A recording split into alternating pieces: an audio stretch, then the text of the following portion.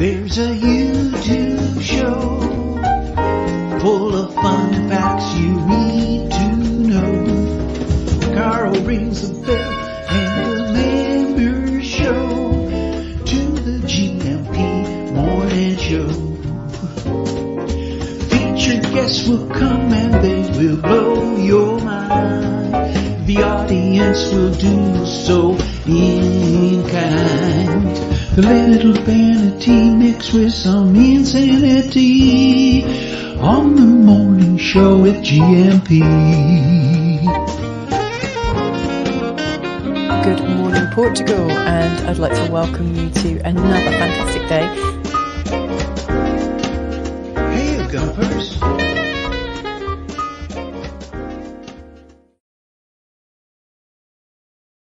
Hey, hola, bon dia, Graham Munson here with a Good Morning Portugal show, a live stream and podcast. Now, my voice is a little gravelly this morning. It might be because of that huge gulp of seawater I had in the sea in the bay here at San Martino de Porto yesterday afternoon. So I'm glad to be in the company of James, Banana Slug James, a little bit later on. Thank you, Johnny Cocktail, for sending in a picture of a massive banana slug that I will share with James. Yeah, nice email from you. Thank you, John. Fine specimen was encountered on Saturday. Who doesn't like to encounter a fine specimen on a Saturday? While hiking the Inverness Crest Trail of the Point Reyes National Seashore in Northern California. At which point, some of the Gumpers shout out, yes, I know that place. I've been there. Yes, James, these 14,000 plus steps through nature were restorative. So thank you very much, Johnny Cocktail. See you in Portugal soon. Oh, yeah, loving that news about your arrival here in Portugal. Fantastic. Any other pictures, videos, quips, memes, anything you'd like to send for our attention? Including comments such as from early this morning from Ophelia Ball. Oh, I see what you did there. You've come to the right place. Welcome to another fun-packed week on the island of misfit toys. Now, I think Ophelia Ball is perhaps somebody who's able. This is quite remarkable. They have access to numerous YouTube accounts, and they tend to spam shows with comments. Now, if they're as funny or as odd and weird as that, we can go with that. So be nice, be legal, be nice, and you're very happy to. You're very welcome to be with us, Ophelia Ball. I didn't notice that first time round. Good morning to the wise men of the Gumpocalypse on this fine but slightly cool Monday morning. I was out walking the dogs this morning. I'm so glad I've got back into that habit. I was cutting it a bit fine. I got into a lazy habit of cutting it a bit fine first thing in the morning, just enough time for a shower and to get behind the desk. And I'm so glad I get up earlier now, go to bed earlier, get up earlier, have a good 7 hours kip. I might work to improve on that as well, but that's an improvement for me so far, 7 hours. And then out with the dogs. First thing I do, not so much of the screen time, more of the sky time, I think it's referred to as. And so get out with the dogs early doors. And that was really lovely this morning. And I was able to, I used to take pictures, didn't I, for you? When I was out on my morning walk. I love the lines of the telegraph wires here, or electricity, whatever they are. And there's a view from this morning's walk with the dogs. Let me just get rid of Ophelia Ball, so you can see the country lane where I walk. And another for you. Yeah, the rising sun. So it was cool this morning. Very cool. A back lane, not so much a country lane. Those lampposts are a bit of a giveaway. It's just at the bottom of a residential street. But I love how Portugal does change from residential very quickly into rural. And that's the railway line just behind the trees there between Caldas and Leiria. And some morning sun for you, bit of morning glory, but quite cool. The temperature. Oh, cat's just come into the studio. 26. That's what happens if you leave the door open. A crack small enough that Jimmy Choo can't get in and cause havoc. But I didn't realize cats could as well, of course, get through the gap. 20 degrees, a mere 20 degrees. Deagle, good morning to you, mate. And sorry to hear of your recent challenges. Lots of love to you from all the Gumper community. A glorious 14 in Belfast over the weekend, apparently. 20 here, and that's feeling cool. 20 and a half. 26 in the studio. Hot in here. Good to see you, Kent, over the weekend at the Man Cave gathering. and to realize that your name to many Portuguese people is Kent. Isn't that fantastic to be called Kent, but to have Portuguese people just thinking you're hot all the time? I was saying good morning to the wise men of the Gumpocalypse, of course, Coach Turner, T-Duck, and BS. BS is here. What's new, you might say? That's Banana Slug, of course, isn't it? He's messing with us. We're thinking he's going to have a big one this morning. And of course, he's just shrunk it down to an abbreviation, 2 letters there. Is that an abbreviation? No, acronym, initials. He's down to the initials, BS. Olá, buddy, bem-vinda de volta. And that's Buddy who was in earlier on. And I do see you, Buddy. I see things on Facebook about Iceland. I think I tagged you in something. They've got a really cool a zebra crossing, pedestrian crossing there, and I thought you might have driven over it from time to time in Iceland. Finally, I managed to tune in again. Looking forward to the show. Are you back in Terra Portuguesa then? I hope you are. Bon dia, Gumpers, from Gary Austin, who was the subject of a very important ceremony at the weekend. It was the Man Cave barbecue that we went to on Saturday. Thank you, Carl Hyde and Lee McGrady, whose birthday it is today. I wonder if we could have a few birthday greetings for Lee. And if you've got his details on social media or WhatsApp, why not drop him a line with a parabéns, obviously, to Lee McGrady this morning, head gardener, who pops in from time to time, of course, stalwart of the Get Out and Grow show, and now a once a month effort from him here rather than weekly. He's monthly. Is it a motivation or is it a moan? You can never really tell with Lee McGrady. We saw him and all those fine man cavers over the weekend. Incredible to see you. Gary Austin, the recipient of the Man Cave tie. Very fetching it was too. I was going to show it, but I won't do that without your permission, Garva. If you want to send me that picture, you can, and I will display it. You were heading towards a kind of Cosmo small piece outfit, I thought, with your short sleeve check shirt and complimentary scarlet tie from a famous footballer. All you needed was the little John Lennon glasses, ruffle up your hair a bit, and a bit of a nicky nacky noo. Is that what Cosmo small piece used to say? Americans, sorry about that that obscure reference, but if you look up Cosmo small piece, it is a profile picture I have used when probably I don't know, big hairy guys pretending to be women are sending me messages, phishing messages. Hey, honey, how are you? I send them a picture of Cosmo small piece as my profile pic, and it tends to throw them off the scent a little bit, or they throw themselves off the scent, throw themselves off something or other when they see Cosmo small piece. So Buddy, not back yet, hoping to manage a few weeks in October. Well, I hope we see you back here in Portugal soon. It's always lovely to see you at the meetup. If you can make that as well, Buddy, and make the journey across the country. Hope you're well. Tudo bem? Tudo bem a todos. Bom dia a todos to everybody this morning. How are you doing? Let us know. We'll be talking about joy with Bob and Viv at 9:30. And of course, mindful migration. It's a check-in. How you all doing? I think it's quite important. Every now and then, I feel the need to check in and make sure everybody's okay. Some Gumpers struggling with some health issues at the moment. And you might say only to be expected. Nonetheless, lots of love to anyone who's struggling a little bit with any health issues. And also, if you're struggling big time with any health issues, any issues at all, we are here, a shoulder to cry on, a place to get a virtual hug, certainly on a Monday morning in the company of BS Banana Slug James, the Frasier of the Good Morning Portugal show, in at 9, and with reflections on his mindful reflections on life in Portugal and how it's going for him living here in Portugal, and Bob and Viv joining us at 9:30 with a joy check as well as a mindfulness check. We're going to check in to see how joyful everybody is. Out of 10, if you want to rank yourselves now, I said, then do that out of 10. And it connects very nicely to a comment Mrs. M made as we were driving through San Martino de Porto yesterday. A little bit frenzied yesterday. I tried a cheeky park on the waterfront down by the quay. And one of the gentlemen in one of the houses there didn't seem too happy about it. I wasn't able to discern completely if he was just addressing me in quite a quick Portuguese way, or if he was actually angry about something. Sometimes it's like that, isn't it? So I strolled over to him in a conciliatory gesture, just in case it was the latter and not the former. And I got the gist that he was writing down registration numbers of people parked, admittedly on the curb. But I mean, it was really difficult to park anywhere. And this is how it works in Portugal. Somebody will try a daring parking move, and then other people will copy them. That is exactly what I did. We got away with it last Sunday, but this Sunday, one of the guys whose houses adjoins the pavement, and fair enough. Ancient Mariner's just popped in. Morning to you. Ahoy! This fella, I think, was a bit peeved about having people parked on the pavement outside his house. Fair enough. And said something like, numbers are being written down, matricula. His matriculation numbers were being written down. And I said, GNR. And he said, si. And I was thinking, okay, he's the local informant. Writing down numbers of registration numbers.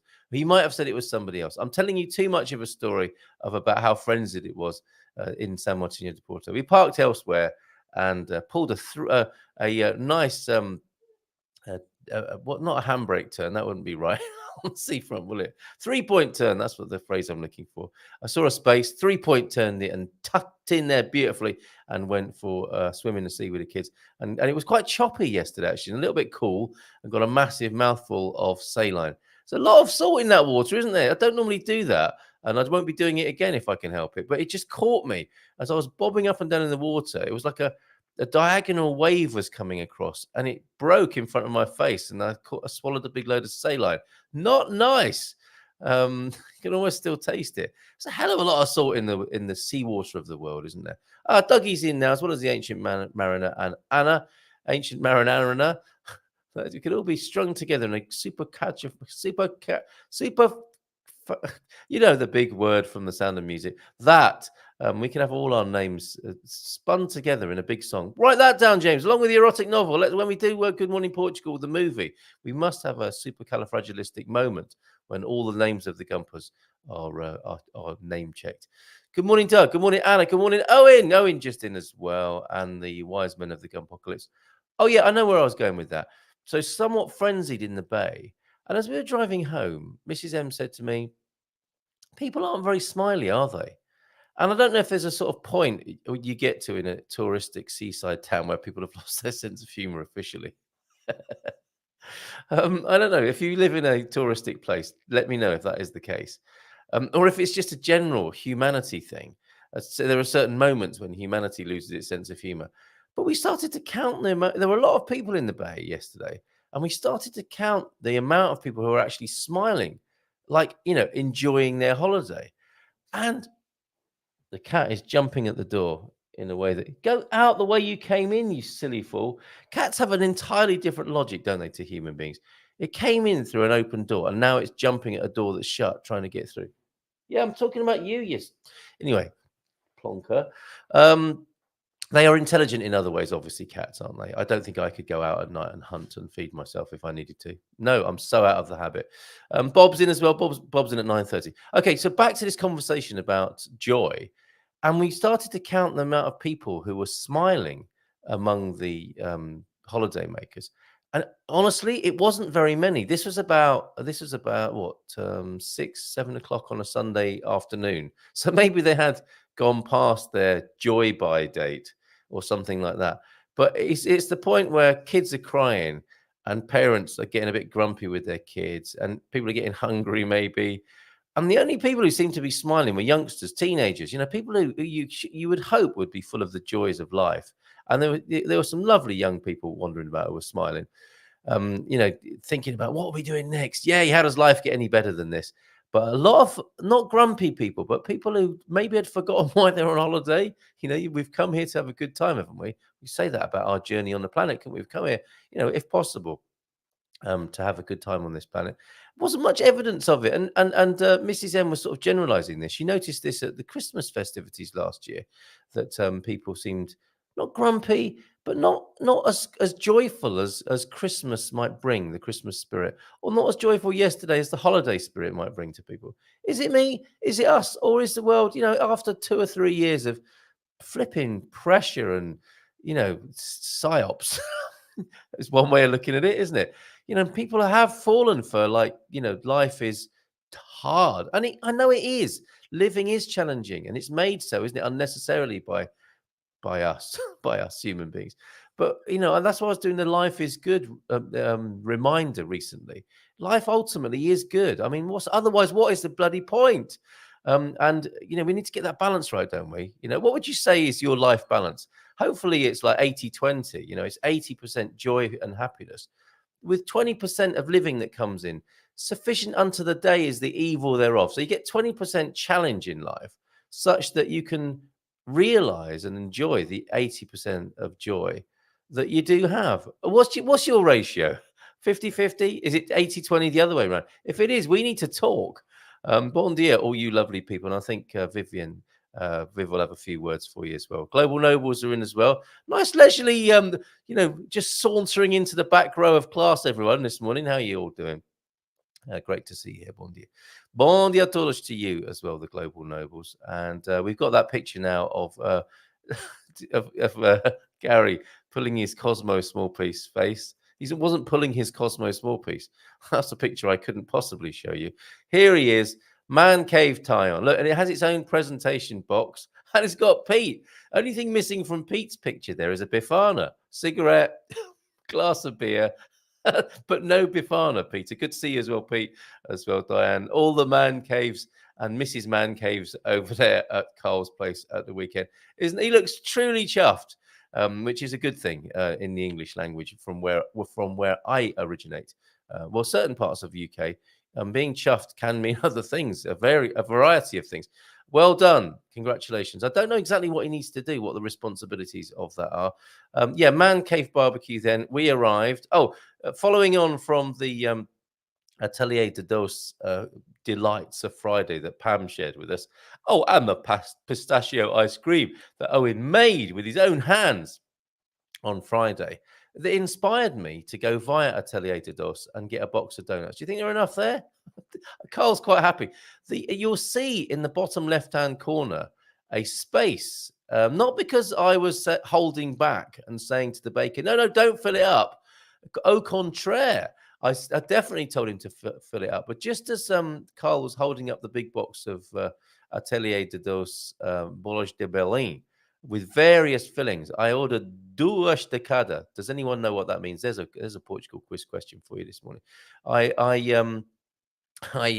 ordered duas de cada. The box got filled. And just as we were taking that photograph, head gardener McGrady walked past and did a donut drive-by and just took one and stuffed it in his gob. Hope you enjoyed it, Lee. We had a fabulous time at your house, Carl. Thank you very much. I made a special friend who got a little bit too amorous with me, I have to say. And no dry cleaning bill required, thankfully, for you, Carl Hyde. But there's me and the Gears. Having many moments like that, one of many moments like that on Saturday afternoon. It's not Mandela. You would think that's Gilda's dog, a Teckle dog, a Dachshund, Gravel Rash, Canine, Mandela. But no, that's Gizmo. He's a lovely little fella. And we had a lot of lovely hugs. And occasionally did get too amorous. And I was thinking, I thought you liked me for my personality. And it was just degenerating into something else at times. There is Fontatelia, nearby to where Carl lives on the Caparican coast, the Costa de Caparica. And we had to go there. You've got to go. If you're driving past Fontatelia, I think it should be the law to drive down the hill and have a look at the sea, especially if it's at sunset time. Must get a better camera. But I think that does sum it up for you. And my sunset, another sunset for you from last night.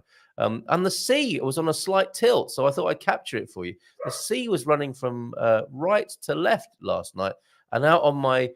Thank you, Greg, for suggesting Strava. I have immortalized that round walk of just under 2 miles last night. That was great to capture that out with Jimmy Choo. I've waffled enough. Other people's waffle. It also available on the show. Let's get to that. Let's get to those earlier comments this morning. Thank you for suggesting smashing the like button. So Ophelia Ball was first in at 6:30. What was Ophelia Ball doing up at 6:30? Well, 6:35 this morning. T-Duck was in Bondial Gumpers at 7:56. It's the last week of August. That's flown by. That Gen Expat group is talking about the end of summer. No, don't come to Portugal and start talking about the end of summer. It goes on until September or October here, you lot. Deep thought of the day then, and they are from Richard Feynman. I think that will add to James's joy quotient. I would rather have questions that can't be answered than answers that can't be questioned. Yes! Just at that moment, James arrives. I would rather have questions that can't be answered than answers that can't be questioned. Richard Feynman talking about that sort of thing on Friday, weren't we? Answers that can't be questioned. Thanks, Frank. That was excellent. If you didn't see Friday's show, Frank was on excellent form. Thoroughly recommend it to you. Top notes of coolness and joy and sweetness with a long aftertaste of slight curmudgeonliness as well. That's how I described him as a wine. Richard Phillips Feynman was an American theoretical physicist. And the Kane Sabia today, we're talking about FAP, not what you think. Kane Sabia, the Portuguese Air Force, the Força Aérea Portuguesa, is the aerial warfare force carrying on with the armed forces, Kane Sabia's this Monday morning, of Portugal, and the youngest branch of the Portuguese armed forces. You would expect it to be so, wouldn't you, with how, I guess, the oldest forces would be land army forces, the next boat-based, ship and vessel based, and of course the Air Force following thereafter around the world, the various air forces. And it was formed in July of 1952. The FAP, as it's affectionately known, I'm sure, by some, is an entirely professional force made of career personnel and volunteers. In 2015, the FAP had a total. Stop saying that. The FAP had a total of 5,957, and don't look it up. If you don't know what I'm talking about, had a total, because you don't want that on your search history. There are things you don't want on your search history, and there are grey areas, aren't there? There are things I know I shouldn't probably be looking for this, but I need to know what it is, and then it is there on your search history. The FAP had a total of 5,957 military personnel, 1,677 officers, to be precise, in 2015, this is. 2,511 NCOs, non-commissioned officers, and 1,769, not the year, but 1,769 enlisted ranks. Besides warfare, the FAP also has public service roles, assuring the Portuguese air search and rescue service. Excellent. It's aerobatics. We've seen them, haven't we? They're blue, aren't they? I think the aerobatic team. Its aerobatic display teams have been the Asas de Portugal for jet aircraft and the Rotores de Portugal for helicopters. However, both are currently inactive. What? I thought we saw them recently, since 2010. I thought we saw an aerobatics team. We certainly saw the Red Arrows coming over Portugal, didn't we? Celebrate the connection between UK and formerly England and Portugal, that relationship dating back to the Treaty of Windsor. I thought we saw I wonder if Antonio's in and he has a comment on that. Thank you, T-Duck, for that Kane Sabia today.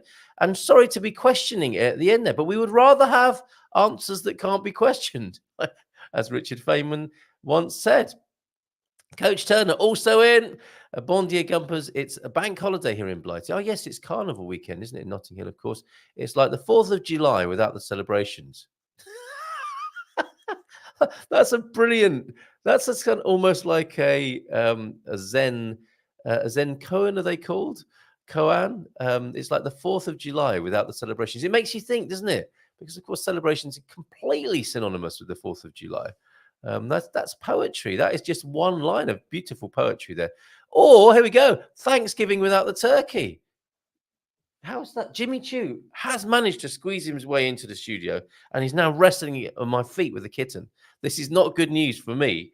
It could be very amusing for you as they entwine themselves with various cables beneath. Jimmy, go on. You need to go out and take your kitten with you. That's it. Good. Wow. The kitten is like a dog. He just responded to that command better than Jimmy Choo did. Anyway, most people have the day off, so it's quiet. There you go. That's why it's like Thanksgiving without the turkey. Thank you for translating it in that way for our American friends and colleagues here, Coach Turner. So yeah, there you go. Gives you an idea of what's going on in the UK at the moment. Sorry, there's a real ruckus going on outside now with the dog and the kitten play together for hours on end. It's lovely to see. Bon dia todos from, he can do this himself, can't he? Feliz segunda, como foi a vosso fim de semana? How was your weekend, everybody? Do let us know. And anything else you want to communicate with us, 913-590-303, or in the chat, as many have done this morning and are still arriving to join us. The God Squad tip of the day then. I shall be in the gym after the show. Went there on Saturday. Really enjoyed it. Jimmy, please go and play outside with the kitten. Go on, off you go. Good boy. That's it. That's my boy. Go on. As he leaves the through the French windows, I think they're still called that in Portugal. He gets punched in the face by a kitten. Oh, strength exercises can be really simple. Try to do them a couple of times a week and include arms, legs, and core. I spoke to my mum last night, who told me that she's in her 80s, and between the TV she's watching, when the adverts come on, she gets up and does exercises. Go, mum! Brilliant. So try to do them a couple of times a week and include arms, legs, and core. Try to build up 3 sets of 10 of each. Reps, they're called, everybody, and mix them up. Very good. And make sure you put potatoes in the potato sacks, James. So in one session, do press-ups for the arms. You don't have to get down on the floor and do them. You can do press-ups, of course, in different positions, can't you? It's almost like the Kama Sutra of press-ups. We should do that. We should do the fitness Kama Sutra. Loads of people will buy it for the wrong reason and will be rich, Coach Turner. There you are, doing a press-up. Well, doing a press-up in the open air, doing a press-up in the chair, doing a press-up against the kitchen worktop, doing a press, all kinds, finger press-ups. Very good, James. So do in one session, do press-ups for the arms and shoulders, and the next one, do tricep dips. Try to stick to exercises that work multiple muscles. Ooh, very good, Coach Turner. Thank you for that this morning. So T-Duck Baddie, let's do a quick name check. Gary Austin, who's, in case you didn't see this, you must. There he is. There's the great Garvo receiving, or having just received, the Man Cave tie. What are your duties? Please let us know with that honor bestowed upon you there at the weekend. Thank you, Garvo. Garvo's in, Baddie. Sarah, Bondi, another beautiful day. Doug, Bob, who'll be with us at 9:30 with Viv as well. Pets, what are they like? Especially young, boisterous pets. A lot of noise coming in from the back garden at the moment. And his BS ratio. No, BS is saying, Banana Slug is saying, roughly 70-30 joy to the other, whose name daren't even be mentioned. That's a good ratio. I'm liking that. And Henry is here too. Bon dia, Carl, from Coach, from Trainer Henry. Good morning to you. A leg humping dog called Gizmo, not Gizmo. Don't do that, Doug. Was the sea at a tilt, or were you after a few too many? No, the sea was tilted. Love that thought, T-Duck, via T-Duck from Richard Feynman. And in the UK, the Navy are, of course, the senior service. Are they the oldest? That's why they're called that? I know that sounds like a really stupid question, but I'm just checking. I gave you, my feedback awaits. I've got my feedback from my trainer. I reported in, didn't I, yesterday, to review the weeks. Going pretty well, folks. I'm down to 82.5 kilos. Starting out when I first considered this matter at 87, got into it in earnest, so to speak. Getting into it in earnest at the gym doesn't sound altogether savory, does it? Unless that's your thing. But I don't think gym owners like that sort of thing. It's a distraction, isn't it, from the matter in hand? Anyway, I'm getting into some real terrible double entendre territory. Let me back out of that cul-de-sac immediately. I can smell burning rubber. Oh, no, he's done it again. Thank you for the feedback, by the way, Henry. Where are we? What happened here? Global Nobles, Sarah. Jimmy, why are you in here again? This is a very, very busy morning. Raji is here as well. Raji Kalyan, good morning to you. Bon dia from you. And great barbecue, fantastic company, and lots of thanks to Carl. Not me, Carl Hayden. All right, I'm going to have to shut the window. Let's just get in too much. Go on, step out. You can go out as well. Go on. Sorry, dead. That's not dead air, is it? When you leave the screen, what's that? Dead screen, I suppose. But we've got a lovely green screen. The organic green screen's coming on beautifully behind me, isn't it? So you can look at the plants grow for a moment. The organic version of watching paint dry, of course. Hope I didn't miss anybody in the chat. It's 9:01. How disgraceful and rude of me and un-British of me to keep him waiting. Let's play his theme music and talk to him after this about his mindful migration musings.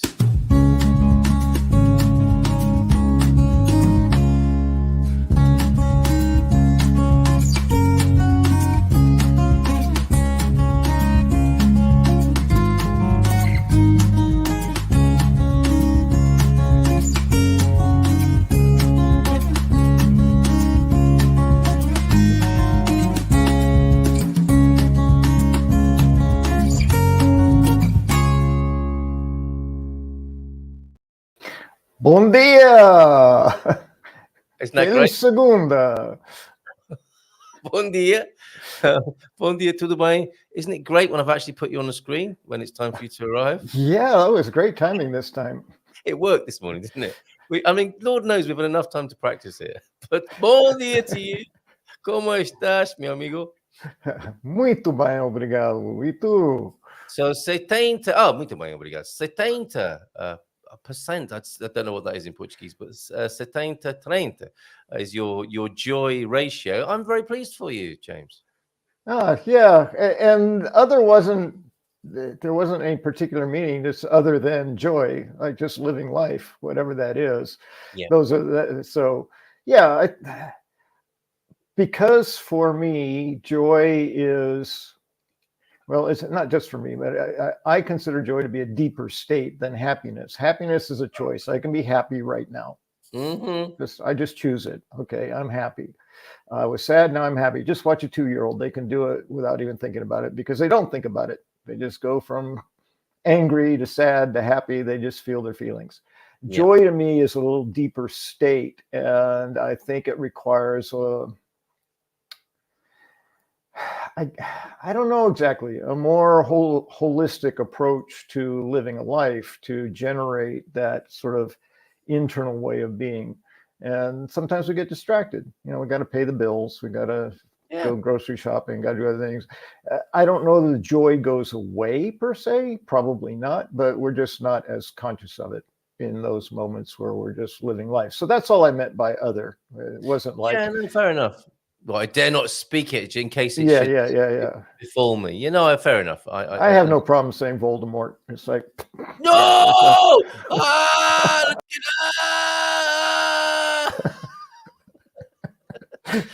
Yeah. Well, I would like to comment on that as the founder of the International Institute of Joy, as I was. When was that? In the late 90s, I think. One of those ideas in the past, the International Institute of Joy, and at the time, and I still think this is the case, which means it must be true for me at least. Well, if it's being said on YouTube, it's got to be true. It's a fact. Thank you. That's right. Yes. That's all the validation we require. It's not an answer that needs questioning. Verified on YouTube. That's enough said. You saw it right here. Joy is happiness without a reason. That was the definition there you go. I had. I like that.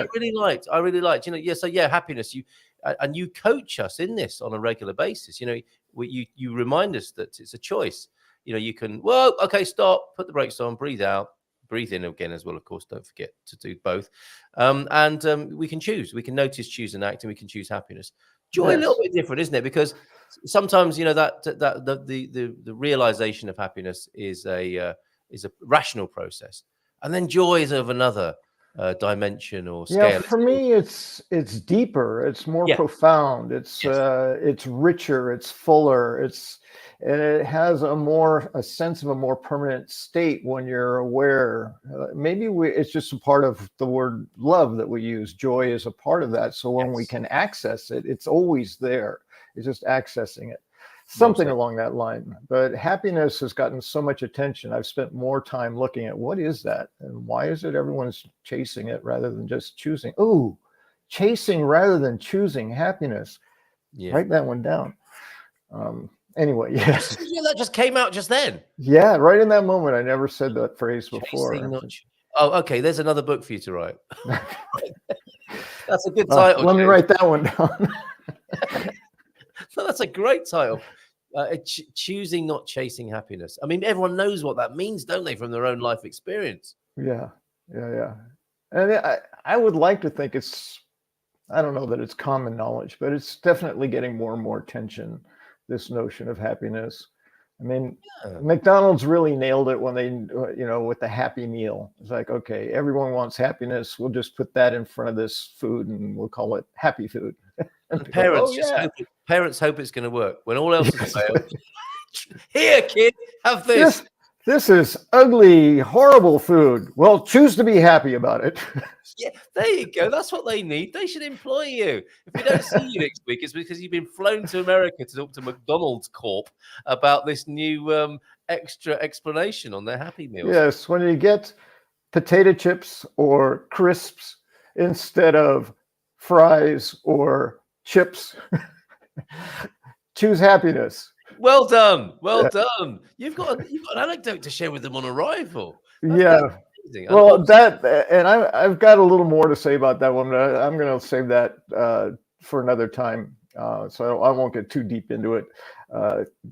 I just a couple of points coming in today. First of all, you cracked me up with mass in hand. That just I lost it on that one. When you said mass in hand, there's something you're talking about something physics, but you were using innuendo in the process, and then you said that phrase, and I just it's like, okay. I don't remember doing that, but yeah, you're welcome. Yeah. Thank you for that. It's I get so much joy from generating something that I say, usually spontaneously, that causes that reaction from you, that it's like, oh, this is fun on this side too. So yeah. Well, yes, and is that Wordsworth who talks about being surprised by joy? That's a lovely thing for us human beings. I think that may be from the chancing upon the field of daffodils in the Lake District with William Wordsworth.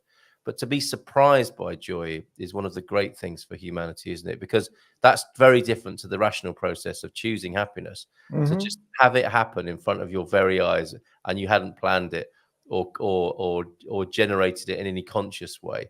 I mean, you could say you generated it because you were there, you were born, and you were part of the process. But well, I think the surprise wakes us up. That's the notice part of our life. You know, when we're surprised, we all of a sudden we're more intensely aware, and then we can tune in to what is it we're feeling. Oh, that's the joy that I carry all the time. Yeah, and you said, I think as well, you know, where does it go? I think it's us that goes. I would have joy, and you very wisely connected it to love. You know, love, truth, joy. These previously uncontroversial terms, or maybe they have been controversial throughout the ages. I mean, truth has certainly had a good kicking just recently. But for me, as archetypes of the human condition or human realization, love, truth, joy, God, I'd put them all in. They're all the same thing to me. Well, I even simplify it. I say, at least in a human experience, we have two essential states. There's love and there's fear. That's it. Yeah. And that's where everything else is sourced. So if something is not fear, and joy is clearly not fear, then it must be love.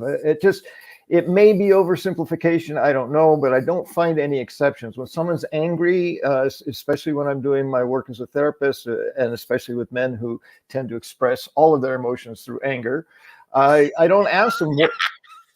It's true. Women express so many of their emotions through sadness. Yes. So those are the two, at least in American culture, that we're given. If you have to have a feeling, okay, if you have to have one, you get it for about 5 seconds. Men, you can have anger. Women, you can have sadness, then get over it. Like, don't stop expressing it. That's sort of the feeling culturally for me. So when I'm working with a man and he's angry, I ask him, what are you afraid of? And sometimes that will trigger them, because that's like challenging their macho. I'm not afraid, I'm angry. So, well, what's making you angry? And then I go deeper and deeper and deeper. And it's like, I'm afraid my wife's leaving me, you know, whatever it is at the source of it. So trying to get to that fundamental, foundational emotional state is important. So then we can work through, the fear. What if that happens? What if that happens? Anyway, so yes, to me, it's very simple. And as many simple things are, they are not necessarily easy. Yes. You get that? You get one of those for that. It's so true. Yeah. And, I would say, just to add to that, I would say that, we're in the question, where does joy go? It's us that goes. Joy is always there. That's why I refer to it as eternal and archetypal. It is a state. It's a pristine state. There, like you might say, like God, it's there before us, it's there after us, it's everywhere, and it's us that moves away from it rather than it moving away from us. And a lot of that is our attention, which is again, back to the notice. We have to bring our attention to it to remember that it's there, to remember that it's always there. I have seen, I think it was Conversations with God, because Neil Walsh loves to play with words. I don't know how it translates in other languages, but at least in English, he uses re-member. Yeah. For remember, which means to rejoin the group, which is love. It's the source. To remember it, to become a member again.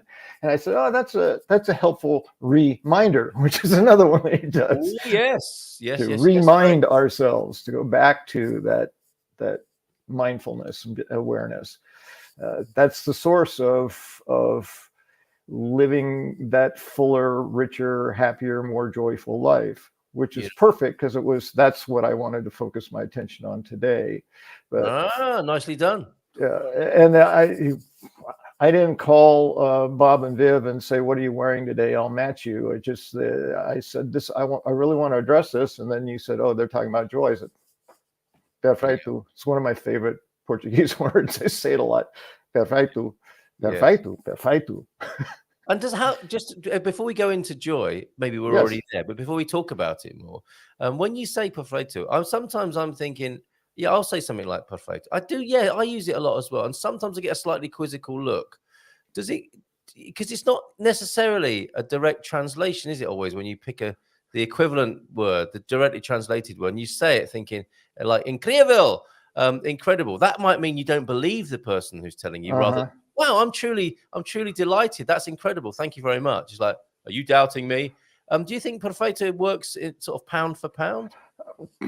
It works for me, but I'm not in the head of the Portuguese that are hearing me. So Sidonio used to laugh every time I said it. And finally, I asked Luisa, I said, every time I use the word perfeito, Sidonio laughs. Am I doing it wrong? Is it inappropriate? Why does he think that's so funny? And she just said, she smokes it. It's your accent. Oh, not the word, but just the way you say it. Not the word itself. And I said, well, am I saying it wrong? She said, no, you're saying it right, but it's how you say it, because you can't help it. There's a lot of animation in how I speak. I'm looking for adjectives that are very precise for me to express what I'm actually feeling. So if something is working out perfectly, I'll go perfeito.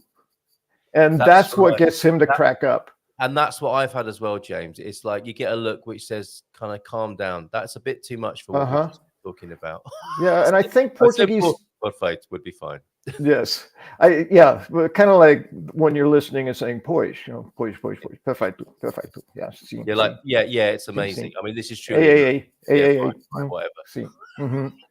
So when I get, because that's me, it's like that's one of the very few things in Portuguese culture that I find causes me to stand out. And at first, it was making me embarrassed. Now I'm thrilled to be the child in an adult body that the Portuguese get to experience, because I'll literally jump for joy. I'll raise my voice when I'm excited. My hands will start going around, and it's like, that's me. I'm not going to try to be somebody else. I'm certainly not going to try to insult anybody. So if people get a chuckle out of me saying perfeito, it's like, I'm with you. Great. I'm with you on that. I might be doing that at the Palmeira Cafe where we have our meetup, and there are the norms, the acceptable norms of self-expression, aren't they? And there'll be a lot of laughter about people joking, but exclamations about how delighted you are about life, not necessarily so much. And people might look around as you're skipping on the spot. Perfect. That's right. And it's just a one-word explanation, doesn't it? As you see people mutter to each other, "Americano," or like English. Okay. And to be honest, that my expression is my sense of my experience in the United States was too much in the United States culture, but in the United States, it's certainly a more expression of self. There's a more boisterous quality to being from the US that is definitely not part of the more reserved, and it's all part of humility and respect and all that. So I don't mistake this for criticism. It's just a difference that I'm finding. Okay, as I bring my attention to it, is this hurting anybody? most of the time when I look around, if I look around, I notice people are smiling. They're not like going, or covering the, they're not trying to like, make him stop, please. They're most of them just kind of stop. So they're just kind of smiling and chuckling, and maybe they're thinking, what an idiot. I don't care. It doesn't matter. It doesn't impact how I feel about myself. Good. So, Good for you. Good for you. I'm remaining as fully expressed as I can be. It took me a long, long time to let that part of myself out. I'm not tucking it back into a bag. So okay. Again, before we talk about joy, I'm surprised to hear that, because a lot of people are feasting their eyes upon you, as they are able to do every Monday morning, and the reassuring presence of the Good Morning Portugal show on Mindful Migration Monday, like a pair of slippers. You hear the tune and you think, oh, we can breathe out, and we're in the comfort. Oh, I like that vision. I hope it's true. Well, yeah, you are. Look, right. How long ago did we say you were the Mr. Rogers before we started talking to you about you as the Frasier? But anyway, I can't remember what I was saying. Yes, I can. For those people thinking, hold on a minute, he hasn't always been like this. So did you notice, choose, and act around that as well? Were you not as self-expressed as a kid and as a younger man? Well, I was, but I was told to tune it down. Okay. So what I have shared throughout, all the personal work that I've done is I wasn't told don't cry, which is a very common thing for boys to be told. It's not okay to cry. The number one thing I was told growing up was calm down. Yeah. So my hands stopped doing this all the time because I was so excited. It's like, okay, get that. So I had to pull myself in, and I wasn't aware I was doing it. I was not even 7 years old at the time, but age 7 is roughly, it's a age that when I think about who I was at that time, it's like, oh, that's kind of where I stopped being all of me. Wow. Well, that, like a lot of us, right? I mean, that is that is childhood in many ways, isn't it? It's like packing it back into the bag, get in there. And then I found the place where I was accepted by primarily, my parents and the people I really cared about, but then the people around me. And it took me well into my adulthood to realize, to remember, to pay attention to that, to say, oh, wait a minute. In this environment, and again, I'm going to credit Challenge Day. It was through one of their workshops, or many of their workshops, that we were all basically given the permission to be fully expressed, to be ourselves. We were encouraged to play. We were encouraged to say what was true for us. And it was created an environment where it was safe, where, we would not be criticized for being authentic. And when I discovered that, it's like it was a memory, a long lost memory from way back when I used to be that way. Yeah. And speaking of joy, I mean, that's a part of my joyful expression, and that was compressed down. Don't feel that, because if you feel that, then you're going to do that, and nobody wants you doing that. So you have to keep that, tight and stored away somewhere. Yeah. So for me, it was great liberation, and hard earned. And it's like, okay, it's okay if people are uncomfortable with it because it's unfamiliar. I'm not trying to make them uncomfortable, but I'm not going to tuck myself back away and try to be somebody else for everybody else. I need to be me, and that works. Oh, it's so lovely to hear. We will come back to the conversation about, that brings us to, doesn't it, the beauty, I suppose, of being a foreigner, where you get a chance to reinvent or allow yourself in that way. A couple of comments and some sailing pics quickly then before we do that. Bob joining us around 9:30. And inspired to say, James, I was told, engage brain before opening mouth. Oh, I can imagine little Bobby being told that.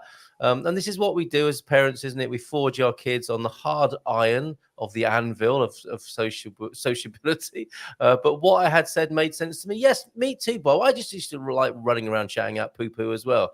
But engage brain before opening mouth was something I'm sure a lot of us. And so much of it is about appearances. So much of it is about, don't make us look like bad parents because we didn't train you better, or don't look like an idiot because people won't like you. And a lot of that motivation from parents is they want to keep their kids safe and happy. Like if you behave that way, people are going to tease you, and that you don't want that. Yes, that absolutely. It reminds me, Head Gardener McGrady's here. Happy birthday to you. And my 11-year-old lad said to Lee, or in the company of Lee when we went to a party with Lee to his parents, me and his mum. Could you remind me why I'm here again, please?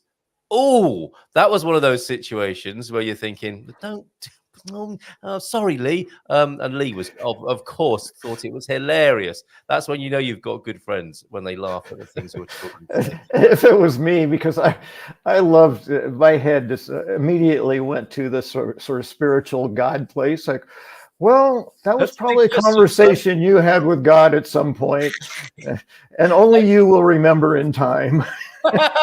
Yeah, that would have shut him up. Right. Okay. It's like, what? I know this is random, but sailing pictures just in from Jean. We thank you so much, Jean, from down in the south of Portugal. Lover, we're talking about the Navy. Is there some sailing pictures? I don't know if they are singed, but the lack of that was referring to a different conversation. Here is the sailboat tour out of Fuseta last Friday. And everybody got a turn at the wheel. Isn't that fantastic? How lovely. Thanks, Jean, for the pics. And apparently by the end of it, anchored for about an hour off Fuseta Island and hung out on the beach after the ride. That's wonderful, isn't it? And there was enough breeze eventually that we could turn the motor off and go on sail power alone. Absolutely wonderful. You get a chance to sail in and around Portugal, take it. It maybe bring back memories. It might be a new experience for you. But Jean, thank you so much for your pictures of sailing in Fuseta, where you can get access to beaches you wouldn't otherwise get to, I think, by taking the boat there. Brilliant. Right. Mindful Migration Monday is, of course, every Monday morning. We have James to ourselves between 9 and 9:30 when special guests join us like Bob and Viv this morning. And you wanted to talk about joy. There's a little bit of a fluffing for Bob and Viv this morning, James. So to speak, yes. Yeah, so to speak. What did you have to say on the matter? Well, I was recalling a couple of weeks ago, I was talking with one of my clients who I've been working with for, what did we figure out, 8 years or something. And so we've become friends in the meantime. And he really wanted to take some time at the end of his session to check in with me and see how things are going in Portugal. And as a therapist, I might not have been as self-disclosing as I am with this particular person because of our relationship and because of the shift in my designation. I'm not restricted by so many things now. Mm-hmm. But he wanted to take some time and just say, so how's it going in Portugal? And as I do, I took a moment, took a breath, looked inside and felt the joy, felt the happiness, all of that. I also felt the honesty of, so often, and this is the part I think that I really wanted to share for all of us and anyone who may be coming to Portugal, those of us who are already here. There's so much of the travel brochure in us, the salesman in us that want to just tell you all the wonderful qualities of what's here and all the things we're doing. That's the main thing, how busy we are. People imagine us just like every day in our car taking a trip around the continent, that kind of feeling. And it must be amazing. It must be amazing to be able to do that and be there. And it's like, that's all true in terms of those experiences.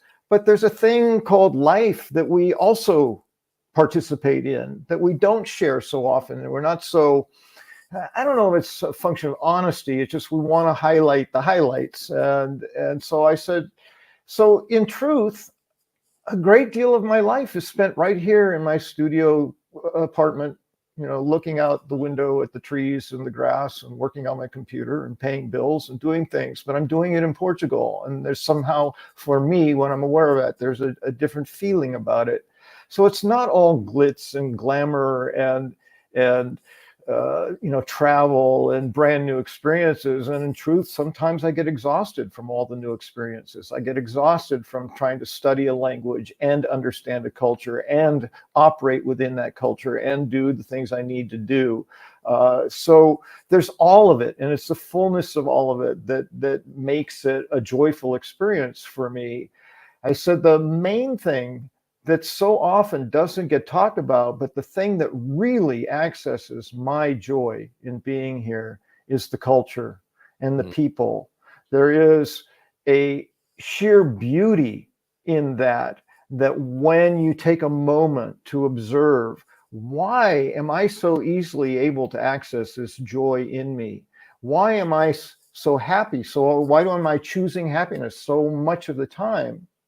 And it's because of the experience I'm having within the culture and the people being here.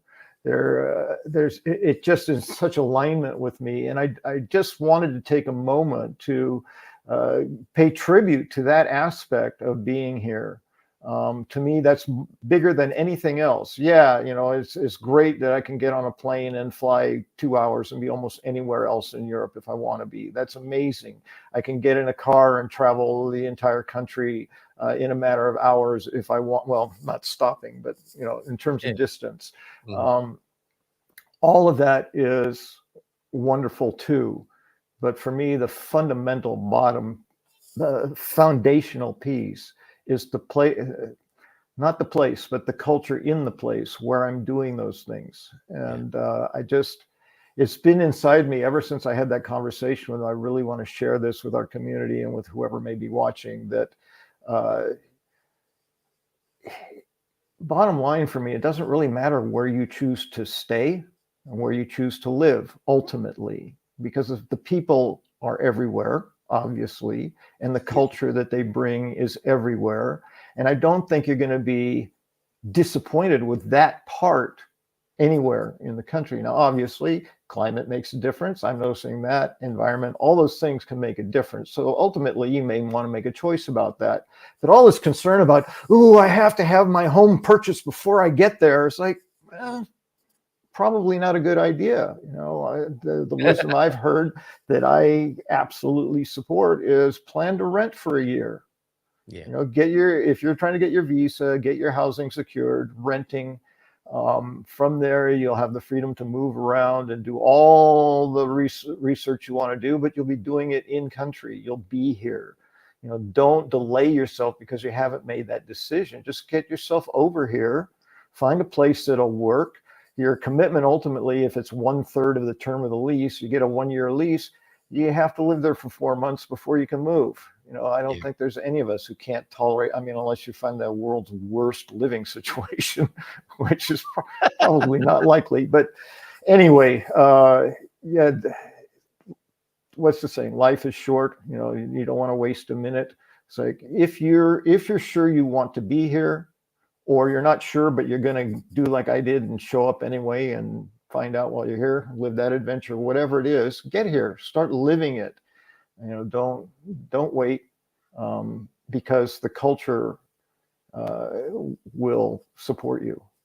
That is so beautiful, James. Absolutely wonderful. And I think as often happens here on a Monday morning, it kind of recycles or returns to the basic theme, doesn't it? Is that the travel agent stuff is the happiness and the underlying joy of Portugal is something that can't necessarily be squidged into a fancily written copy or a travel brochure. Spot on. Well said. Yes. Yeah. And you can only experience it for sure by living here, and it's revealed to you. And I haven't said this for a long time, but this mysterious maiden aspect of Portugal is some things take time here. Not lots of things are immediate.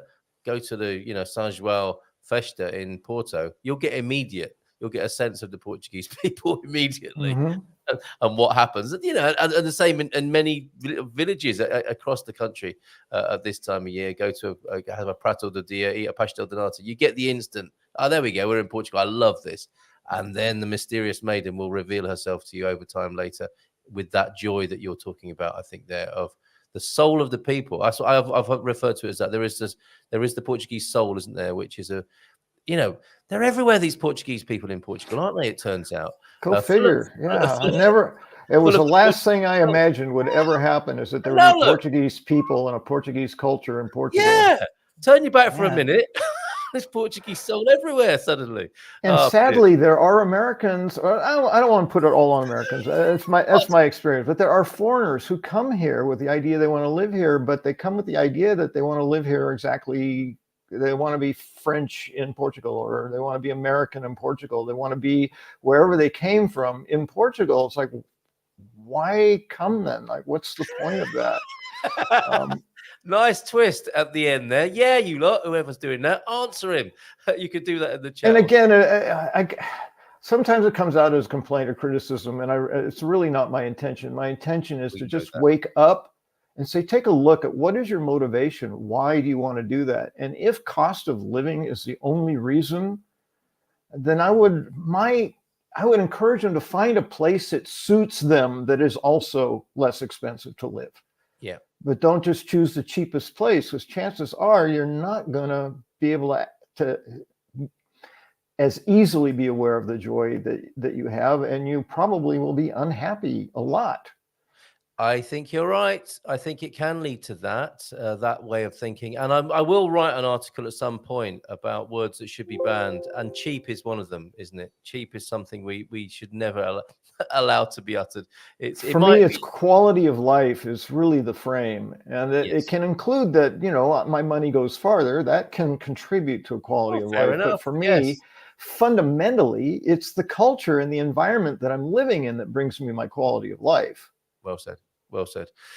Very good. And we're 3 minutes late for the arrival of these lovely people. Let's give them a nice big round of applause and bring them onto the screen and take this bit off so we can all see each other. Oh. Yeah, there we go. Bob and Viv, hello, and good morning to you. Good morning. Bon dia. Especially handsome and beautiful this morning. Great to see you here. And Bob, that was amazing as you were responding to what James was saying earlier on. Have you done this morning, or have you freed yourself from this condition? Well, I just engaged brain by dropping my mouse. He's engaged this morning. I'm engaged this morning. So yeah, that was that thing that we talked about a couple different times where I thought differently. Yeah. And so by thinking differently, I grew up thinking that was I thought incorrectly. That's how you were talking about how you translated what you were told. That's how this little boy translated how it was told. And it was years of adjusting my perspective based on what I saw reflected back instead of having my own perspective. And a few years before I met this lovely lady, I began to learn to have my own perspective. And boy, with Viv by my side, it's been much easier and a much larger perspective for sure. We are in that love and joy zone right now. Mm-hmm. Thank you for that share. Liberation.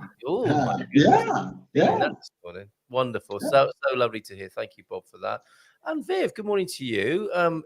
Picking up on what James is saying, exactly the focus of our work. Tell us more about that then, if you will, Viv. The focus of our work, part of these tours we're doing, is to get people to see that it's not the same as being on vacation. Living here is not a vacation. It's not all perfect. It's not for 2 weeks. This is the rest of your life, or an extended period at least. Yeah.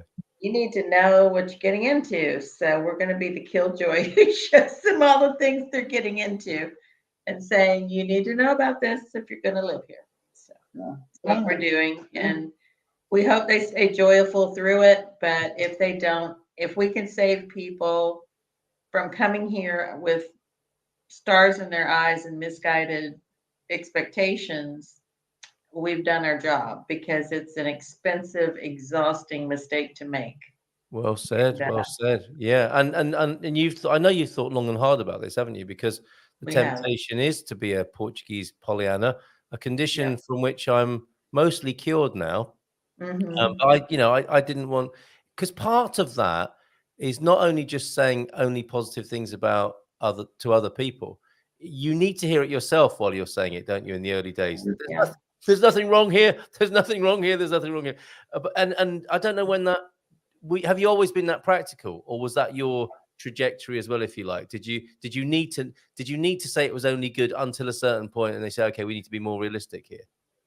Well, I only saw the good for about a year, and everything was great and exciting and new things and wonderful things. And then we saw only the good. And about a year in, I was like, well, a little over a year, but I hit a wall, and it's like, why am I not happy anymore? What happened?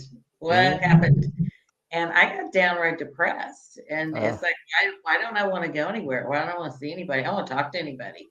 Wow. And so I had to deal with myself there for a little while and find my joy again. And I never thought of leaving. I didn't want to leave. I just want to know, why am I reacting this way? Because nothing here has changed. It's me. And yeah. So, and I figured it out and I got over it and everything's good again. So hopefully it'll stay that way this time. Hopefully. But, I mean, let's not gloss over that, because that is an almighty act of will and behavior, or whatever. I mean, that's amazing, Viv. I had never sort of heard you say that crystallized in quite that way, and I'm sure James and Bob here are full of admiration for you putting it like that and working through it, and even calling it, naming it, right? Because that's definitely a thing, and it's totally appropriate for Mindful Migration Monday. And it might not be on day 366, it might be on day 6. This could be anytime. Yes. Yeah. Right. Do you want to pick up on that, James? This thing, I'm sure as a psychotherapist, former psychotherapist, you will know this happens to people. Absolutely. Yeah. And in regards to time, I think the longer the time is, the less likely that you're going to fall into it, or you will have time to get out of it, or you will have left. Time is what there's a saying about the cure to every problem or whatever. But yes, for me, it's all about expectations. It's that we get coming over. We can't have this attitude of, oh, it's all going to be exciting and it's fresh and everything's going to be good all the time. And you talk about killjoy. For me, words are so important. I would just call it realistic. Realism. The truth of life is life happens, and there's joy and there's happiness and there's sadness and there's challenges and there's frustrations and there's overcoming challenges. There's all of that. That's life, and life goes with you everywhere. So you're not going to be, even if you love roller coasters, if you never get off, it's going to be if nothing else, going to wreck your body. But your mind, your attitude, you get bored, whatever. So nothing in life is an amusement park ride forever. I love what you said about it's not moving here is not a vacation. It's not 2 weeks. 2 weeks is a completely different thing than choosing a life in a place. So so it's about the expectations, and we get into that place. So, ooh, that was fun. Ooh, what next is fun? What next is fun? What next is fun? And then we run out of fun things, or they stop being as fun, and all of a sudden, as you so eloquently said, it wasn't the country that changed, it was you. Your expectations were not being met in the same way, and then you had to adjust, I need to be more realistic about living a life here. So that's part of Viv's brilliance, of course. I think that should be pointed out. Not everybody takes that view, do they? It's like, for some people, it's like, this bloody place is driving me mad. They don't necessarily realize, and it might, of course it might be, and there might be things that you don't like, and there might be things that are just don't make much sense, of course. But to own it, as you clearly have done, Viv, is a wonderful thing. And thank you for saying it this morning. And in that way, giving other people permission. Absolutely. We come back to James, and for a woman, forgive the very broad brush generalizations and stereotypes, but I mean it in a good way. For a woman, it might be sadness, as James said earlier on, as what's happening here. I'm really sad about. I don't know why. And then for a guy, it's like, this damn place, the anger that comes up. Screw this place. That's right. I want to ask you about, with Portugal Pathfinders and the service you offer people, how do you break the news? Does Bob dress up as Jack Nicholson and say, you can't handle the truth? We could do that. It'd be fun. He'll just show up at dinner. You want the truth? In a military outfit, he sits down. That'd be fun. It'd get their attention. It would, wouldn't it? We need to talk seriously for a moment, So how do you do it? Do you do it over dinner? Is it just, Well, we're going to have him captive in the car for a few days. So there'll be lots of talking in the car. I'm thinking, you can't get out of the car. That's right. Aha, we have you now. You have to listen to us. So It's the idea of, well, it's like there's one of the thoughts I have, because I tend to gravitate back to construction differences and housing differences and that kind of thing. And there's a brand new house that's being built near us, that's been being built for the last year and a half. It is still not completed. And I'm going to take a side shot of the driveway to just to raise awareness that you really need to have a good perspective, particularly, James, if you're buying before you come. You really need to have a good perspective of the lay of the land and just what it's like, because drainage might be an issue, or in this case, the house is close enough to the street and the elevation change so extreme that when you're on the street, you're looking into the second story, or what they call the first story here, and the ground floor is only, I'd say, 80 feet away from where you're standing, and you're dropping a good 12 feet in that 80 feet, Looks like it's sitting in a hole. Yeah, and so that's part of it, is giving people an overall perspective of everything they're going to find. And in that process, because we're geared for exploratory right now, just focused on the north, eventually across the country, but give them the realities look. For example, we brought our motorcycle helmets, our boots, our jackets. We were going to get a bike when we got here. We brought all that with us, took one whole tub that we could have had some of our precious tubs. I could have brought more books. Yes. I could have brought more books. And after a couple months being here, it was really, really quite cool. It was one of those, cross brain thoughts. I was following a motorcycle, thinking to myself, maybe we need to look at a sports car. And Viv out of blue says, I'm wondering about getting a bike. And we hadn't said anything yet. And then we pull into Continent, and we see one of the little smart roadsters. It's like, okay, for this land, we'll go for four-wheel sports car in the long run fun and joy department, because we love to take these turns up a mountainside somewhere to find a little capella at the top of it, and views that are out of this world, and a peaceful feel that just sinks to your core. And on a motorbike, can't do that. It's and they don't do doing this. Yeah. When you stop all of a sudden and the road's at a tilt, and your downhill foot doesn't reach the ground, it's a problem. You hit the ground. We learned that. Yeah, you got it. Exactly. Whoa. Over you go. And so that's an adjustment we made after getting here. But it's just that big picture of what all the nuances are that in a tourist trip you just can't catch the nuances. And we don't want to. I mean, we love where we are, and we love living here. Everything about it, but like Viv was just talking about, there are adjustments. Yeah. Mm-hmm. There's a word that just hit me through all of this description: discernment. Is that what we're doing? Is we are looking with a more discerning eye, not just to the fun stuff, but to all of it. So it's not fun stuff, good stuff, bad stuff. It's just all of it, which is incorporated in that life. So a discerning view. I got that, Bob, when you were talking about looking at that property. Like you saw the property, but you were through discerning eyes. You're looking at the realistic qualities. Hi, Louisa. Yeah.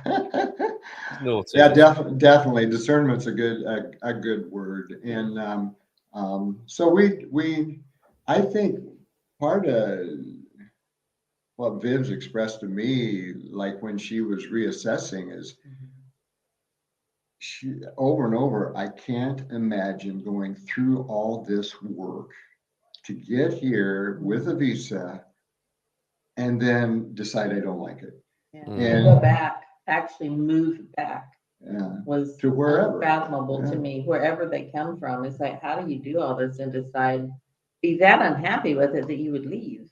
So if And we're trying to prevent that. If we can prevent a few people from doing it, it'll be good. Fantastic. Which goes to that wisdom of, spend 1 or 2 years here before you make Absolutely. any major financial investment, property investment, moving all your stuff, live in fully furnished places for a period of time, really get a feel for it before you do all that other stuff. Because then if you really need to go, it's not as difficult. Right. Yeah. Or costly. Well said. And whatever you decide to do, I think one of the important things is have a support system.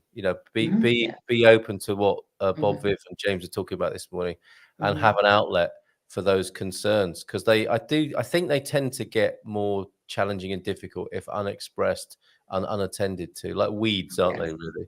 So have that, whatever you choose to do. I mean, if you are sort of, all in, and you buy somewhere, without ever having visited, or you're going to be taking a month, a year, 2 years to take your time.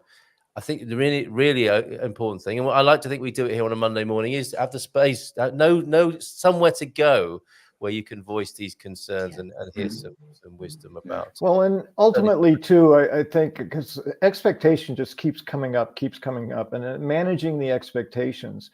I haven't, in a year and a half, I haven't once thought, oh, I wonder if I really want to stay, or, oh, what mistake did I make? I never got into a sadness about making that choice. None of that. I made the choice. I was solid in it. I knew what I was doing, and my expectations were reasonable. It's like, I'm going to change my life. I'm moving my life elsewhere. It's a different culture. It's a different language. Everything's going to be different. And can I manage that? Yes, I actually want to manage that. So I haven't run into any disappointments, certainly adjustments, absolutely, but not disappointments. I can't see myself ever reaching a place where I feel anywhere close to feeling bad about being here, much less bad enough that I have to leave. So managing that before I even got on a plane was incredibly important. And that's the value of the service you guys are providing, is getting some of that realistic expectation set before people start making these decisions. Right. Yeah, exactly. So, James, thank you. A few quickies, and we'll get into more about what you may have wanted to say about joy, Viv. We've got Doug thinking he might come over in October, November. And Gary, who also says this morning, faith can move mountains, but that's because she's been working out. That joke snuck in there.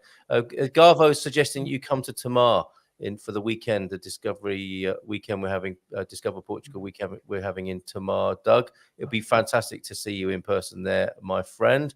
Absolutely wonderful. So yeah, this thing then of joy, Viv, is it precipitated or inspired by the same thing that me and Louise were having yesterday? We got this sad sense that whilst there were hundreds, thousands of people in the Bay having a holiday and doing the right thing, society's train was on the tracks. You have a holiday, you go away and enjoy yourself. There weren't many smiles. Is there a joy crisis in the world? Are you seeing that, or is it nothing connected to that? I think it's worldwide. I think everything is so stressed right now. It's hard to feel joyful. It's hard to feel hopeful if you really think about it. And a lot of the unhappiness I'm seeing here is among the expat community, the immigrants. They're not happy. A lot of them are not happy. They're not joyful. And they seem to bring everything that they said they left with them, and they keep talking about it, and they keep bringing it up. And it's like, leave it. You left it, leave it. Don't bring it with you. And I don't know how to address that, because I don't, I'm not their mothers. I'm not, I don't know. And I don't want to take on the role of, but if necessary, you will. Okay. I will straighten it out. You've warned everybody. I think James might. Thank you for that, Viv. And you're not the person to say that to me in the last week at a conference. Really, really. And the other person I spoke to did actually go, not mum on them, but went all out, like coach trainer on them, and said, look, you're unhappy.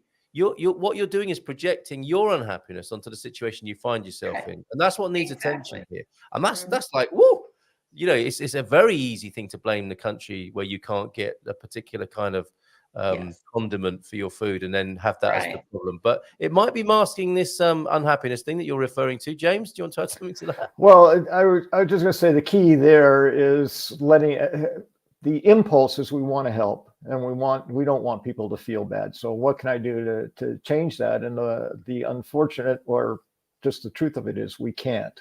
That's not our job. We can't cause them to be happy or anything. Now, we may be able to influence them by our own example, which is what I use. I'm going to be conscious that you're down. I'm not going to let you pull me down with you. I'm going to remain in my state, and maybe I can pull you up with me, but that's still up to you. And that's the hard part is, you know, you can't tell someone leave it behind. But thanks for calling it nonetheless, Viv. Yeah, exactly. Yeah. You know, making them aware, you know, you brought it with you, and so you can leave it anywhere you choose. Absolutely. Exactly. That's the influence. Yeah. Well, we can't take that bag out of their hand if they're not willing to let go. No, Exactly. I can just point out to them, you'd feel better if you put that down. Yeah. Yes. So that's it. That's what you can do. Well, that's quite the incredible realization and share this morning. Look, I don't think this gentleman has that condition. It's o'clock, and this time the show's not finished already, and we miss you all so much, says Joao Denor. And here's one of the things that can happen. Oh, they sold it. Good. Look at that, personal news. We sold our place. I hope you haven't put that on writing personal news, thinking that's only getting to me there, Joao, because you're in the comments. Personal news. We sold our place in Salida, Colorado. Expect to close head to September. We'll have both feet on Portugal from now on. And that's interesting. Good. That's one of those things that can change over time, isn't it? It's like, you know, we'll be bilocated. Looks like Joao, Senor y Senora del Norte are putting both feet firmly in Portugal now. Yes. Thank you for that. Thank you for these kind words, Sarah. GMP has been a fantastic support system for us. And, you know, as long as me and James have breath in our bodies, we intend to be here on a Monday morning as that support system. Well, I was just going to second that. Me too. Like, yes, absolutely. Tremendous support For us system. too. Well, wonderful to hear that. Jim also in this morning, asking you a question, Viv. Was there something in particular you did, or was it a series of slow realizations that, you know, when you came to that year point? And there's a little bit more to that, i.e.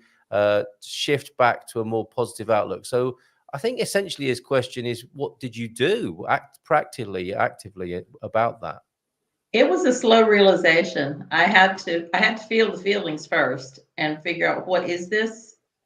And once I figured out what it was, it's like, okay, did something happen, or is it just a lot of small things? And for me, it was a lot of small things. It was just one thing on top of another, and then it was the straw that broke the camel's back. It just got to be one little thing too much. And what I did to come back was I started looking for the good and looking for why I came here to begin with. And like I said, I never wanted to leave, never wanted to go back. I had to figure out how to be here with my joy and keep my joy, and don't let all the little aggravations pile up and weigh me down. And so little by little, I got there, and it's been great ever since. That's and so I just, you know, Happy to hear it. Yes. Yeah, thank you for sharing. It feels so much better. Well done, Dave. You did the work. Yes. Poor Bob. Poor Bob. That is good for Bob too. Let's face it, isn't it? That is good for Bob. And thank you, Buddy, for this wonderful support system as a whole. Thank you, guys. Absolutely, it is a whole community that offers this, isn't it? It's tangible, intangible, and I'm so glad to be hearing that this morning. Really, thank you so much, Viv, for sharing this morning. Yeah, that realization, and how perhaps, you know, different people approach it in a different way, and maybe a real service to someone who's feeling like that right now. You know, that they've got to that point where they're thinking, "Yikes, I don't feel like I did when I first got here, or how I expected to feel." Going back to James' idea of expectations, can I ask you, Bob? I mean, how is that as a partner to be? And you know, just say, I don't want to talk about it if you don't want to talk about it, obviously. But he can talk about it. We've talked about it. I was a pain in the that butt for a while. I was. Well, thank you for owning that as well. Viv, you're a beacon. You're a beacon to this community and owning shit this morning. Thank you very much. That's right. Bob. I did it. I'm responsible for it. Well, thank you so much for saying that and sharing it in the way you are. Bob, what was it like, to be in a relationship with somebody going through that process? Confusing. Not knowing what part I was playing in all that. And we're usually so connected mentally, spiritually, just at depths that constantly astound me, that was a disconnection because we weren't on the same plane for a while. So we couldn't read each other's minds anymore. It's like, what is this? And so the biggest thing handling it from my standpoint was I did all I could to stay steady. And I didn't really think it was something I'd done, but she was in a place that was very rare. She wasn't willing to take me yet.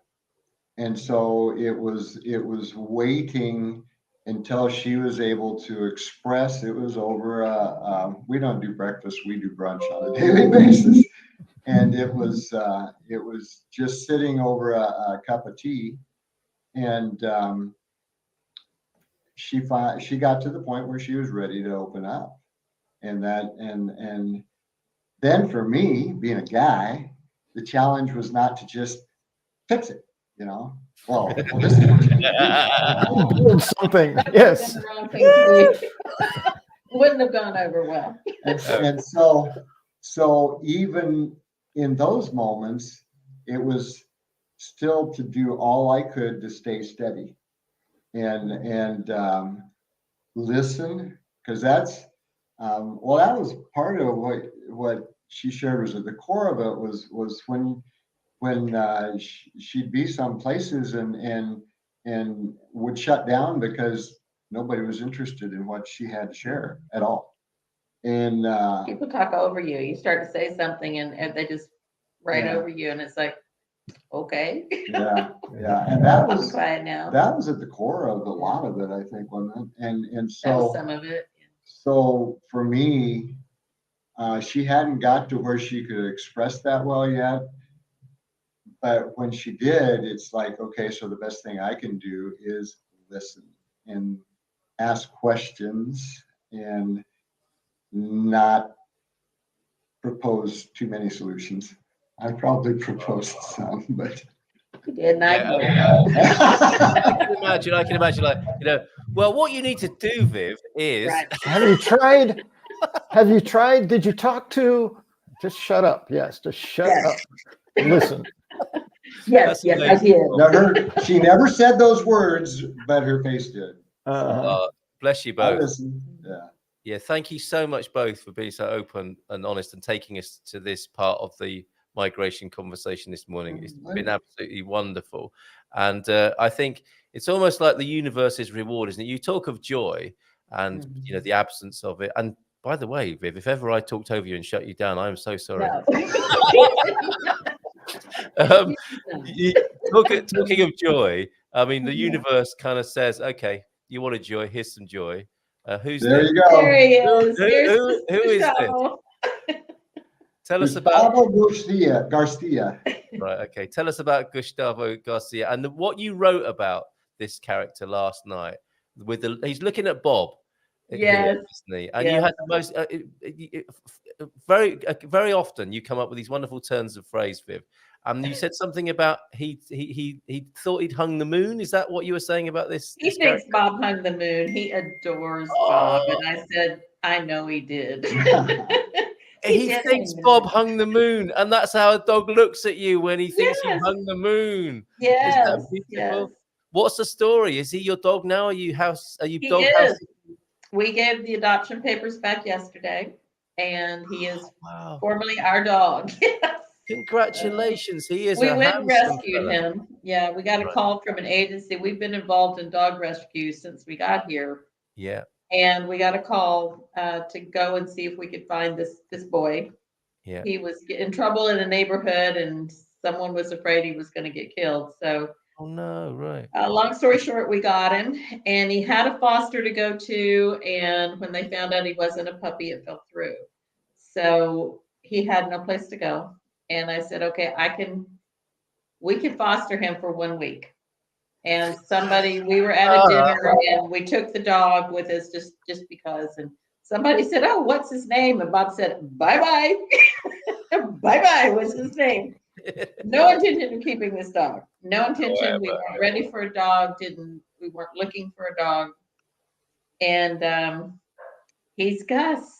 So he just kept looking at Bob that way. It's like, what do you do when a dog looks at you? Stop that. Stop it. Stop it now. Yeah, stop it now. You're making me fall in love with you. Stop it. He knew what he was doing. He knew exactly what he was doing. But he's a great dog. He's so good. He's calm and he's smart and he's full of joy. He does this dance every morning and he spins around and he does it every time he wants a treat or something to eat or just because he's happy or just because he's so full of joy.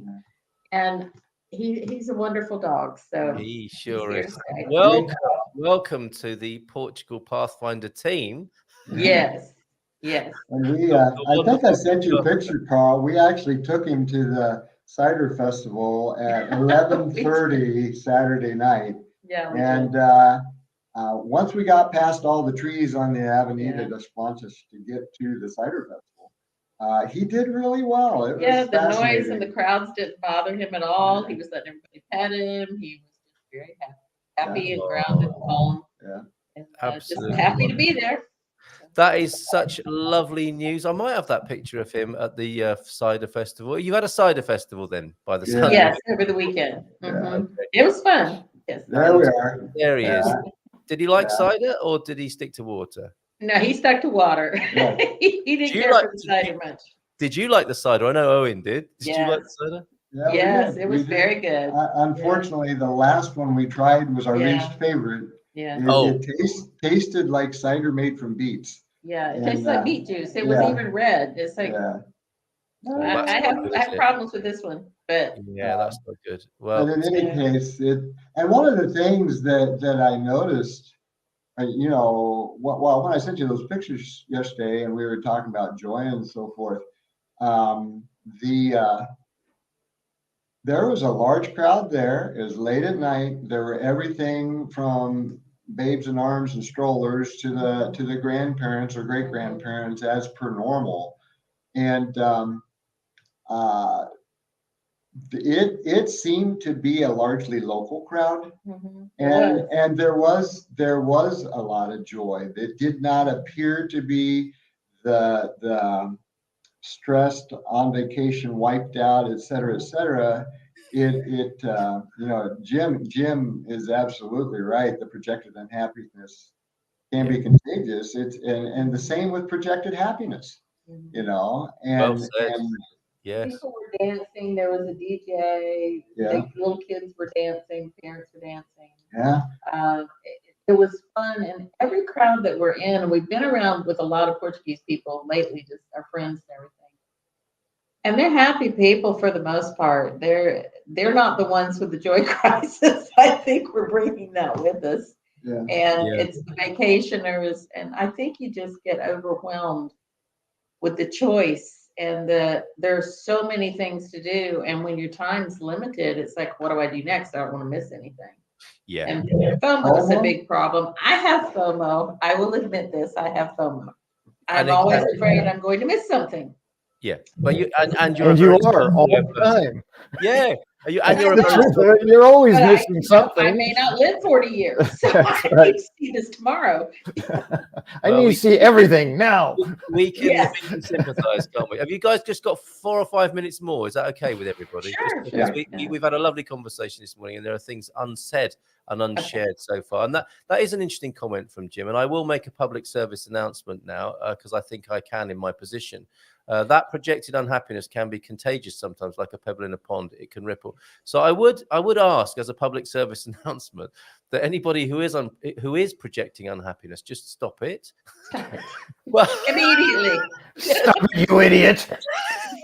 hold on a minute. We've got that somewhere, haven't we? So yes, if you are projecting unhappiness, however, Stay home. Keep your unhappy self at home. well, no, on a slightly more compassionate note, given that you're all here, there's help available. We get it. You're human. Fear of missing out, fear of getting overloaded. The world's been a pretty tough environment to be in for a lot of people over the last unfulfilled expectations. Yep. All of it is there, and we get it. And if you can notice it, as James says to us, if you can notice, you can choose, and if you can choose, you can act. And there is a community here ready to hear your woes, not for too long. But because we're not having this turn into a great, good moaning fest, good moaning Portugal, but we recognize this happens, and we're here to help you turn that round. And like Jim's saying, a pebble in a pond, it can ripple. And just like Bob said, if it's a happy projection, that can also ripple, and that's what we want to. We can lift people up without talking. We need more of that, just by maintaining that energy in ourselves. I mean, there's research. It's scientific. It's not just some airy-fairy thing. When you raise your vibration and your heart place to a higher place, and you're just standing within 3 feet of somebody, you can influence them. If they're in a bad state, they'll start pulling up. That's why I think these festivals and things have that impact. There's so many people feeling it. We're surrounded by it and overlapped by it. So how we can help, don't say anything and just maintain, as Bob said, just try to maintain, even further lift up. Sorry, I pressed that button by mistake there in my haste to add a joyful video that's coming. But well said, James. Thank you for that. You've been brilliant this morning, Bob and Viv. You've been brilliant this morning. It just, when you thought it couldn't get any more joyful, I'm going to push it a little bit further. We've got dad jokes, we've got visual dad jokes, we've got pictures of a massive slug. We've got a little Beethoven, the Ode to Joy. That would be a great topic. Yeah. Do you know, I did have that, didn't I? I did have that long ago. I don't think I've got it anymore, but it's funny. I would just recommend people listen to that with the intention of feeling the joy. It's a totally different experience. Homework. Ode to Joy. So let's listen to it and see if we can find that joy. You'll find it. It's amazing. And you got given homework by a banana slug. If that doesn't make you joyful, I don't know what will. That's just BS. This is this is what makes Sarah happy. Oh, this gave me joy yesterday is a direct quote. I don't know where this was, but check this out. Look at this beautiful display on our way to Ponte de Lima this morning. All roads lead to Ponte de Lima with lovely permanent, semi-permanent bunting over the street. Thank you very much for that, Sarah. That would lift your spirits, wouldn't it? And it's so that's the Portuguese soul expressing itself nice and gently and over the road there, isn't it? Yes. We had Suze going to Guarda, drove on the N17 and a bit on the A25. Pictures for us. Look at this lovely big open road here. Wonderful. That looks like a nice quiet part, doesn't it, of Portugal, heading over to Guarda. A wide open country, a sort of country I think James likes as well there. Very nice. Those big hills, fantastic. Thank you so much, Suze. 913-590-303. If you ever want to send in your slideshow of where you've been over the weekend or at any other time. We've got other things that we can't squeeze in this morning because we've got dad jokes. We've also got a Portuguese quiz question, which is quite appropriate this morning. I'll do that first and then we'll finish with dad jokes this morning. How about that? Okay, I want to bring onto the screen for you now the Portugal quiz question, which you can find at learnaboutportugal.com. And here it is for today. There it is. Yeah, Portugal quiz. Portugal was first to recognize who? This is the quiz question for today, Monday, 28th of August. Famous for its own carnation revolution. Should be an abbreviation mark in, a little speech mark in there. Portugal was the first neutral country to recognize which other countries post-revolutionary state or status. And there are a couple of picture clues here. One is of a if you need a little bit of a clue, you might want to look up, and we'll be hearing more about this person in due course, but you might want to look up Matthias de Souza. I think I said that correctly there, James. Well done. Okay. Thank you. Obrigado. Muito bem, Carlito. It's not the same. It's I good. know. It's I not can't the same possibly. No. the Philomena shoes. When she says it, I just feel like a really good 5-year-old. Right. Okay. We've got a visual dad joke from you, my friend, that you sent in, and you can do this yourself this morning. Where did it go? Oh, here it is, James. The punchline comes before the question. What? What's the worst part about time traveling jokes? I like it. You idiot. I mean, right, okay. And Johnny Cocktail sent you this. Is this big enough for you? Oh my! Yes, that is a banana slug. Wow. He might have very small feet. I don't know, but that does whatever. No, they get, that's probably an average size one. Yeah, right there. That's a especially when big they slug. stretch out. Yeah. On houses. Look at this for a moment, if you will, from our I friend. love this. I saw saw that. this. Yes. Isn't that funny? Why is home inspection so important? Now you're looking there at some British teeth, because while you probably noticed the missing tooth, they will find the missing eyebrow. I didn't notice that first time around. Did you? No. No, it's No, very I good, isn't it? didn't. And a very nice lead into the importance of home inspection. Hey, Bob. Yeah, definitely. Yeah. Okay, and finally, from T-Duck, the dad jokes this morning. My goodness, 12 minutes past 10. Sorry, everybody, about that. Siri kept calling me Shirley until I realized my phone was in airplane mode. Oh, yes. Don't call me Shirley. Yes, the best in a long time. That is very, very good. I like that. And Price is Right host Bob Barker. Is this a real person in America? Was he? Bob Yeah. Barker? Yes. Oh, yeah. Yes. Passed Well away done. suddenly a few days ago at the age of 99. He got as close to 100 as possible without going over. You'd have to watch The Price is Right. Yeah. Price is Right. The Yeah. Price is Right joke. That's it. Yeah.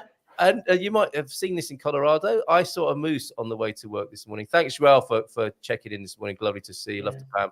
I saw a moose on the way to work this morning. Actually, I assumed he was on his way to work. What's it? Took me a minute. That was a great look, Bob.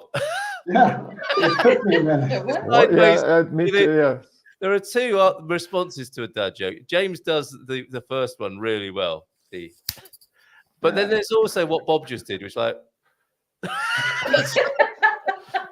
you've been brilliant. You have been absolutely brilliant this morning. Thank you for suggesting that topic and managing it so beautifully, Viv, and being there in a complimentary but no less brilliant role, James and Bob, this morning. Have a joyful day, everybody, and thank you so much for being here. And we'll be back again tomorrow. Ciao, ciao. Bye for now. Beijinhos. Bye. Ciao, ciao. Give yourselves a nice big round of applause. Bye.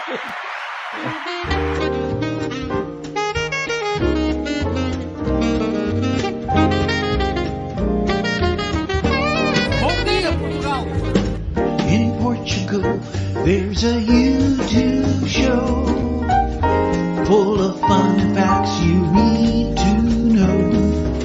Carl rings the bell and the members show to the GMP morning show.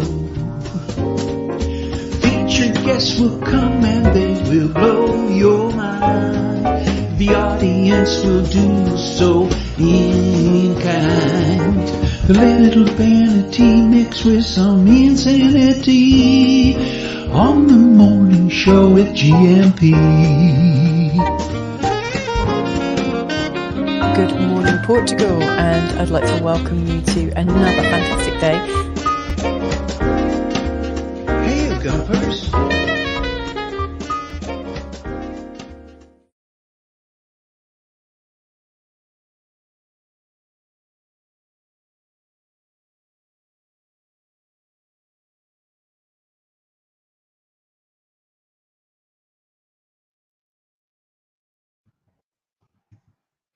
Oh, you guys, that was so great. Thank you. What a lovely theme, Viv. And as I said, so beautifully handled. Thank you very much for being so sharing and open. That was beautiful.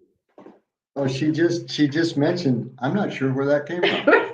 Yeah, it Wasn't planned. Yeah, not all of it was planned. I need the general direction, but it's like, wow, I guess somebody need to hear that today. So And you can't plan that, can you? no.